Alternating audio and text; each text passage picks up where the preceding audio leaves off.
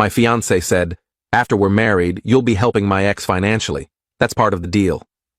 I didn't argue. All right. I quietly removed one document from a folder she'd never bothered to read. That evening, she opened her email and froze at the subject line. "I'm 34, been engaged for 3 months now. We'd been dating for about 2 years before I proposed. She's a regional manager for a retail chain. I work in finance doing investment advising. Met through mutual friends at a backyard cookout, hit it off over terrible jokes and good beer. Things moved steadily, no red flags that I could see, until about a month ago. We were planning the wedding, going through guest lists and seating charts at her apartment. She had this big binder full of ideas she'd been collecting since before we even met. Ribbons, color swatches, the whole deal. I was mostly there to nod and agree, honestly. Then she got to the budget spreadsheet. "So, I've been thinking about finances after the wedding," she said, highlighting something on her laptop. "Yeah, we should probably sit down with my financial advisor, set up joint accounts properly." "Right, about that. I need to talk to you about something important." The way she said it made me look up from my phone. "Okay, what's up?" "You know my ex-husband? The one you divorced 3 years ago?" "Yeah, you've mentioned him." "So, he's been struggling financially. Lost his job about 6 months ago, having trouble finding work in his field." "That sucks. But what does that have to do with us?" She closed her laptop, turned to face me fully. "When we got divorced, part of the settlement was that I'd help support him if he ever fell on hard times. It was his lawyer's idea, said it was only fair since I made more money during the marriage." "Okay, but you're divorced now. That's over. The agreement doesn't expire, it's permanent." I blinked. "You have to support your ex-husband permanently?" "Only if he needs it, and right now, he needs it." "How much are we talking?" "About $1,500 a month. Maybe $2,000 if his rent goes up." I put my phone down. $2,000 a month to your ex-husband? "It's not that much. It's $24,000 a year. That's not nothing." "I know, but I signed the agreement. I have to follow through." "You signed it, not me." She got that look, the one where she's about to explain something like I'm being slow. "When we get married, my obligations become your obligations. That's how marriage works." "That's not how marriage works. Your debt from before doesn't automatically become mine unless I agree to it." "But you're going to agree to it because you love me and you want to support me." "Supporting you is different from supporting your ex-husband.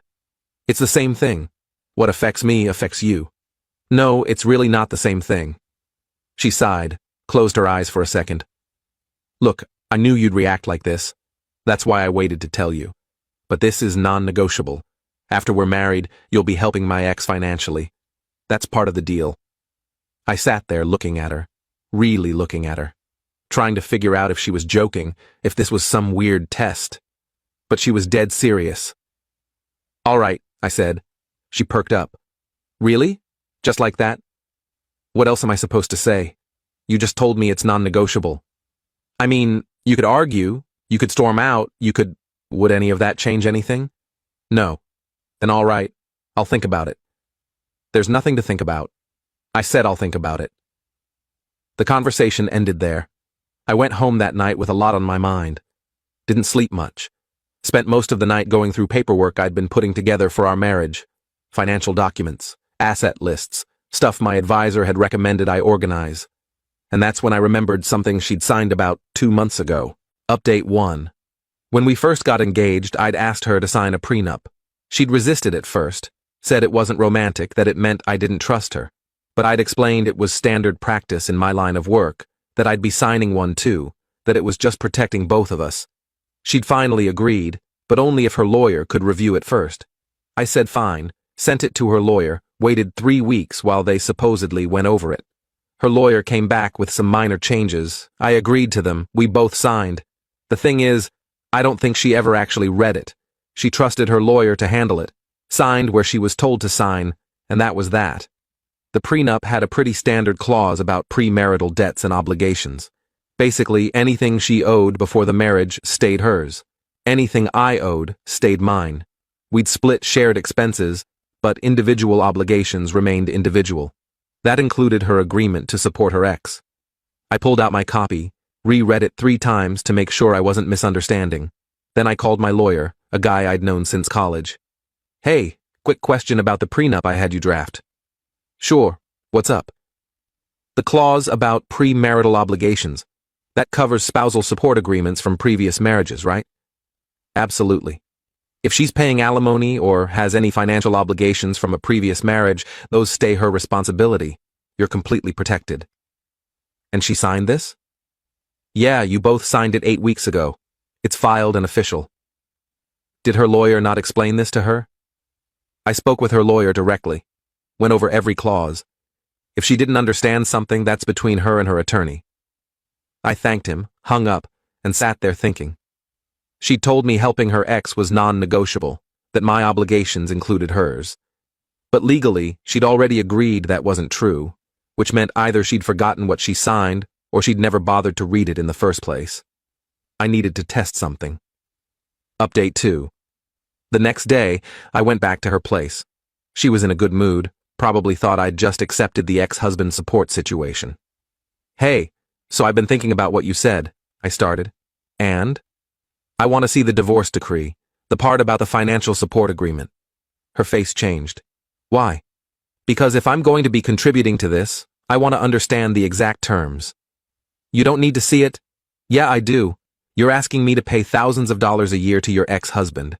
I think I have a right to know what I'm agreeing to. She hesitated, then shrugged. Fine, I'll send it to you later. Can you send it now? I've got time to look it over. I'm busy right now. It'll take you 2 seconds to forward an email or take a picture of the document. Why are you being so pushy about this? Why are you being so weird about showing me? We stared at each other. Finally, she grabbed her phone, scrolled through her emails, and forwarded something to me. I opened it on my phone, read through the divorce decree, the settlement terms, found the section about financial support. It wasn't permanent. It was for 5 years or until he remarried, whichever came first. The divorce was 3 years ago, which meant this obligation ended in 2 years maximum. This says 5 years, I said. So? You told me it was permanent. It might as well be. 2 more years is basically permanent. That's not what permanent means. You're splitting hairs, and it ends if he gets married. He's not getting married anytime soon. How do you know? Because I know him. He's not the type to jump into another relationship. But you did. You're getting married again. That's different. How? She closed her laptop. Can we not do this right now? I have a headache. I pocketed my phone. Yeah, sure. Feel better. I left. Drove around for a while thinking. She'd lied to me. Or at the very least, she'd bent the truth to make it sound worse than it was. Permanent obligation versus 2 years maximum. That's a massive difference. And if she'd lie about that, what else had she lied about? Update 3. I started digging, not because I wanted to, but because I needed to know what I was actually dealing with. First, I called a buddy who works in HR at the company where her ex used to work. Asked casual questions about hiring in that industry, whether there were a lot of openings. He mentioned that actually, yeah, that sector was booming right now. Lots of companies hiring. Why, you know someone looking? He asked. Maybe. Got a friend in that field who's been out of work. Tell him to send me his resume. We've got 3 positions open right now. So her ex was supposedly struggling to find work in a field that was actively hiring. Interesting. Then I did something I'm not proud of. I looked up her ex on social media. Found him pretty easily. His profile wasn't private, and it was full of pictures from the past 6 months of him at restaurants, bars, concerts.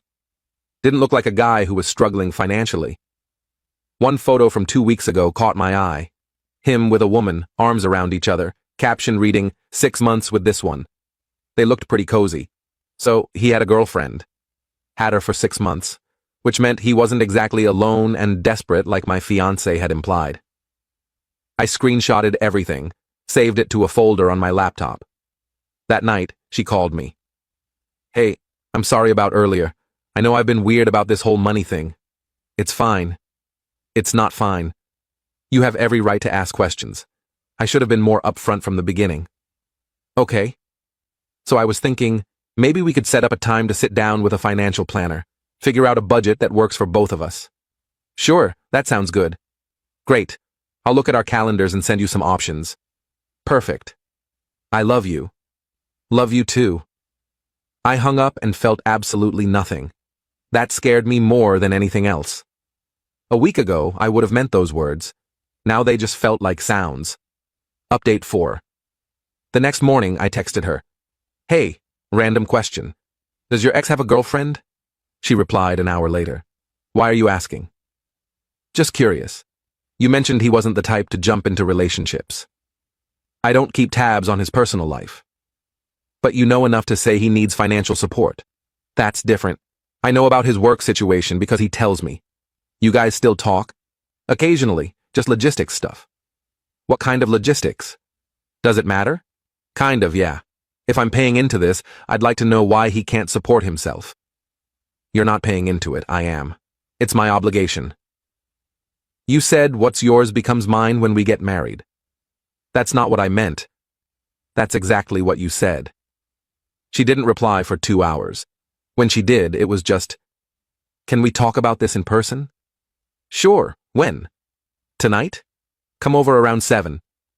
I showed up at 7. She had wine already poured, music playing, trying to set a mood. So, I think we need to talk about expectations, she started. I agree. I feel like you've been really focused on this money thing, and I get it, but you're losing sight of the bigger picture. What's the bigger picture? Us. Our future.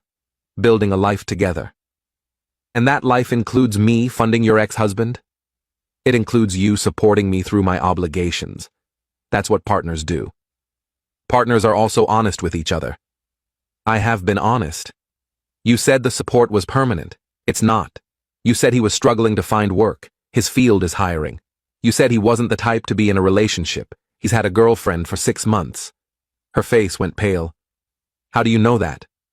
Social media. It's all public. You're stalking him? I looked at his profile once. That's not stalking. You have no right. I have every right to know what I'm getting into. You ask me to help support someone.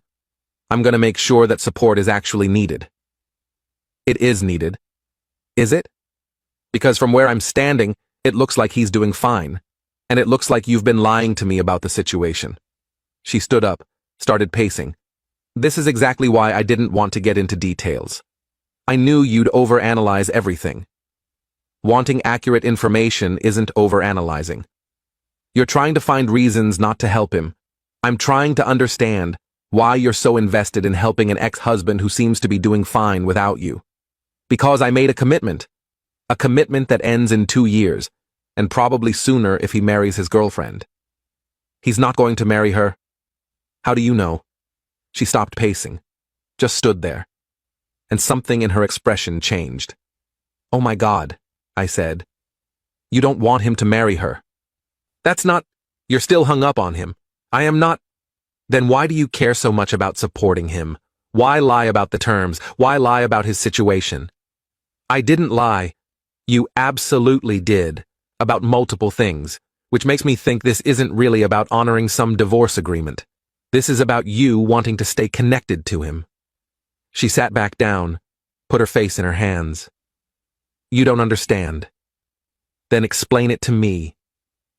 He was my first love, my first marriage, and I screwed it up. I cheated, we fell apart, and I've spent 3 years feeling guilty about it. The support payments are my way of making amends. So you want to keep paying him out of guilt? Yes. And you expect me to contribute to your guilt payments. It's not like that. It's exactly like that. I stood up. I'm gonna go. Wait. I need to think. We both need to think. Because right now, I don't see how this works. I left before she could argue. Update 5. I spent the weekend alone, just processing everything. Monday morning, I called my lawyer again. I need to know my options here. Can I back out of the engagement? Engagement isn't a legal contract. You can walk away anytime. The prenup only matters if you actually get married. And if I do get married, the prenup protects me from her obligations? Completely. But honestly, man, if you're already having these doubts, maybe don't get married. Yeah, that's what I'm thinking. Want me to draft a letter officially ending the engagement? Might be cleaner. Let me talk to her first. I went to her apartment that evening. She looked like she hadn't slept, eyes red and puffy. I'm sorry, she said immediately. For lying, for not being upfront, for all of it. Okay. I've been thinking a lot this weekend about why I've been so weird about this. And you're right. Part of it is guilt. But also, I think I've been using the support payments as an excuse to stay in touch with him. Why? Because letting go is hard. Because admitting the marriage is really over is hard. And as long as I'm sending him money, as long as we're still connected financially, it doesn't feel completely finished. That's not healthy. I know. I've been in therapy, and my therapist has been telling me the same thing. That I need closure, that I need to let him go fully. But I haven't been able to do it. And now you want me to be part of that dysfunction? I don't want you to be part of anything. I want you to be my husband. I want us to build a life, but I haven't dealt with my past, and it's bleeding into our future. So deal with it. I'm trying. No, really deal with it. Stop the payments, cut contact, move on. I can't. Why not? Because I signed an agreement that says you pay if he needs it. Does he need it? She didn't answer. From what I can see, he's got a job, a girlfriend, and a full social life. He's not struggling. You're just sending him money because you want an excuse to stay connected. Maybe, probably. But what if I stop and he really does need it later? Then he can ask and you can evaluate. But right now you're just giving away money, our potential money, for no real reason. She nodded slowly. You're right. I know you're right. I don't know how to let go. Start by being honest. With him, with yourself, with me. Okay. I mean it. No more lies, no more half-truths. If we're going to make this work, I need complete honesty. I promise. She meant it. I could tell. But I also knew that promises made in emotional moments don't always stick. Final update. I gave her a week. Told her I needed to see action, not just words. She needed to either stop the payments or provide legitimate evidence that her ex actually needed them. 3 days later, she called him. Put it on speaker so I could hear. Told him she was reevaluating the support payments, that she needed to know his current financial situation. He was confused at first, then annoyed. Why does this matter now? You've been paying for 3 years. Because I'm getting married, and my fiancé wants to understand our financial obligations. Your finances aren't his business. Actually, they are. We're going to be married. Look, if you want to stop paying, just say so. Do you need the money? Silence. Be honest.